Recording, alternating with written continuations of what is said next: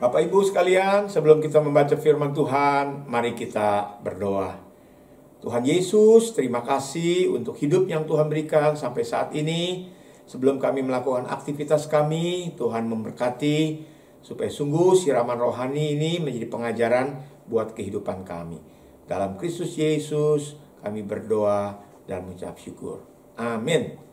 Saudara, hari ini kita akan membaca 2 Korintus 5 ayat yang ke-15. Hanya satu ayat dengan tema ambisi yang dikuduskan.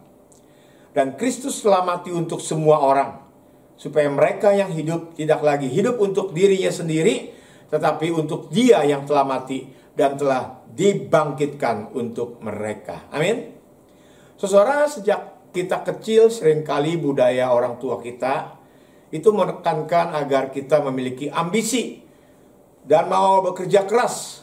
Ya, tentu hal itu baik saja.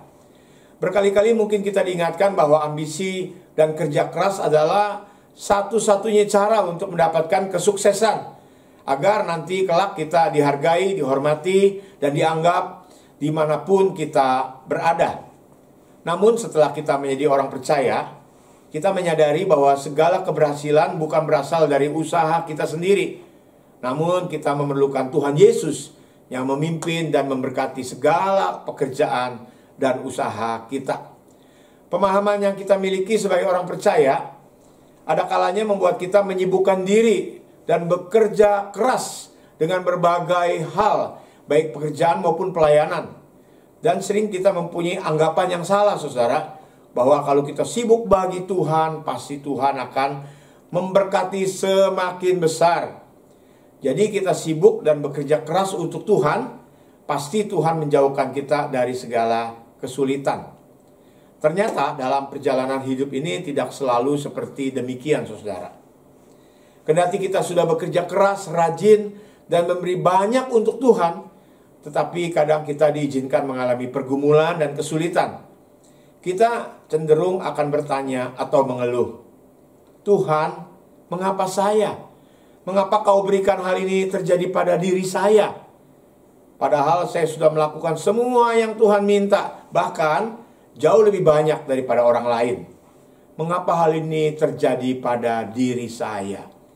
Saudara, jadi sebelum kenal Yesus, kita punya ambisi untuk sukses dalam karir dengan usaha sendiri.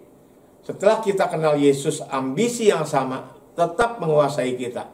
Bedanya di mana? Kita tidak lagi berusaha sendiri, tapi kadang-kadang tanpa disadari, tanda kutip, menggunakan Yesus untuk mencapai kesuksesan tersebut. Kita sudah tahu banyak tentang doktrin, percaya, cinta Tuhan, tapi semua perubahan itu terjadi hanya di luar saja, di kulit saja. Tidak mengubah kita secara esensi. Karena keinginan hati kita dan ambisi kita tetap sama. Saudara, Yesus rela datang ke dunia. Ia mati tersalib untuk menanggung dan menggantikan dosa-dosa kita, agar kita lagi tidak dikuasai oleh ambisi duniawi ini.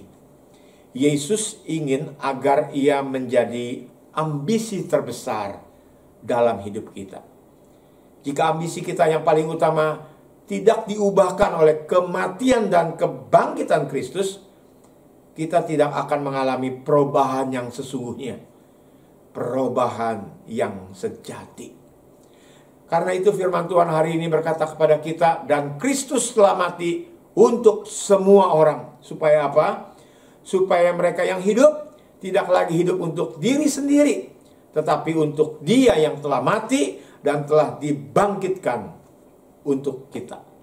Biarlah melalui firman Tuhan ini kita bertekad untuk hidup bukan untuk ambisi diri sendiri, tetapi untuk Kristus yang telah mati dan telah dibangkitkan bagi kita.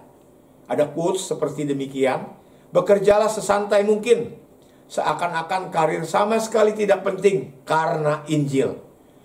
Belum selesai, saudara. Dan bekerjalah sekeras mungkin, seakan-akan karir akan adalah segalanya demi Injil. Artinya apa? Injil sebagai dasar, perspektif, motif, kekuatan untuk hidup kita. Sekali lagi, Injil harus menjadi dasar, perspektif, motif, dan kekuatan untuk hidup kita. Kiranya Kristus mengubah dan menguduskan ambisi kita. Mari kita berdoa. Ya Tuhan, terima kasih untuk kebenaran firman Tuhan ini. Dan biarlah Tuhan menguduskan ambisi kami. Tuhan jamah pikiran hati kami. Supaya sungguh-sungguh hidup kami bukan kami lagi.